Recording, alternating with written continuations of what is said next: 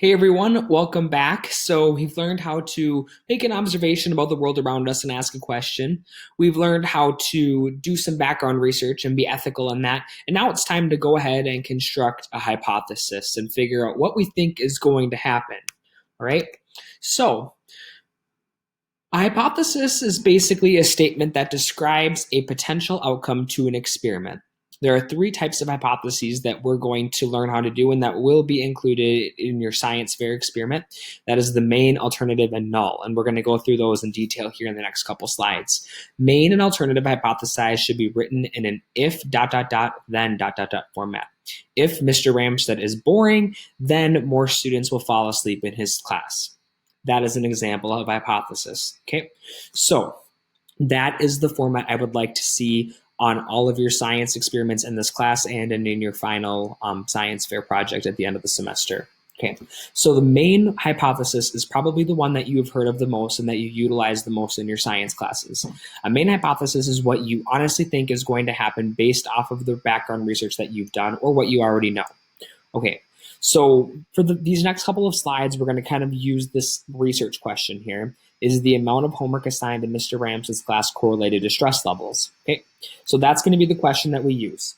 What could be some potential main hypotheses? So I want you to go ahead, pause the video, and try to think of a main hypothesis that could be used. Okay, so an example of a main hypothesis that I think of with this question, remember we use the if-then statement. If Mr. Ramstead assigns twice as much homework as all of the other teachers, then students will be twice as stressed. That's an example of a main hypothesis. Now, assuming that that correlates to what we already know and the information that we gathered in our background research, that could be an example of a good main hypothesis. On the flip side, we could use something like, if Mr. Ramstead assigns twice as much homework as the other teachers in Staples Motley schools, then students will be less stressed.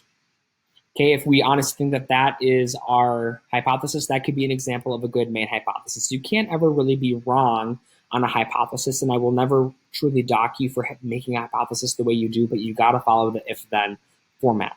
Some teachers may have taught you if-then because, so if Mr. Ramstead assigns twice as much homework, then students will be twice as much stress because his homework is a lot of hard thinking power.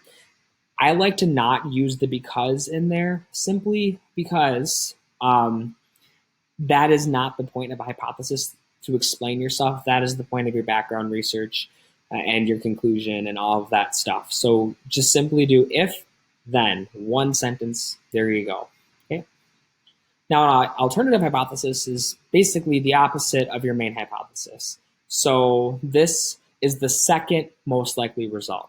So again, if our question is the amount of homework assigned in Mr. Ramsey's class correlated to stress levels? If our main hypothesis was, if Mr. Ramstead assigns twice as much homework, then students will be twice as stressed. Our alternative hypothesis could be, if Mr. Ramstead assigns twice as much homework, then students will be not as stressed. Okay, so basically the flip. All right, does that make sense? If not, feel free to shoot me an email or comment below and I will gladly reach out. Essentially, it is the exact opposite of what your main hypothesis was. Now, this is the one that you probably have never heard about, and this is the null hypothesis. This form of hypothesis indicates that there is no relationship between the outcomes.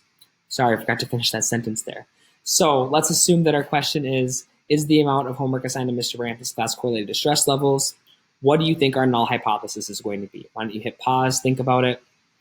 Okay, the correct answer would be there is no correlation between the amount of homework Mr. Ramstead assigns and stress levels. Okay, so you devise that somehow into an if-then statement. So if Mr. Ramstead assigns twice as much homework, then we will discover that there is no correlation between homework and stress. Something like that, to that nature. Basically anything that shares that there's no relationship between the two different things that are being compared and tested within your experiment.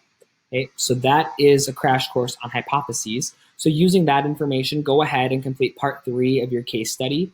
Be sure to complete it. Think of your main, alternative, and null hypothesis for that case study. And if you have any questions, feel free to shoot me an email. Thanks.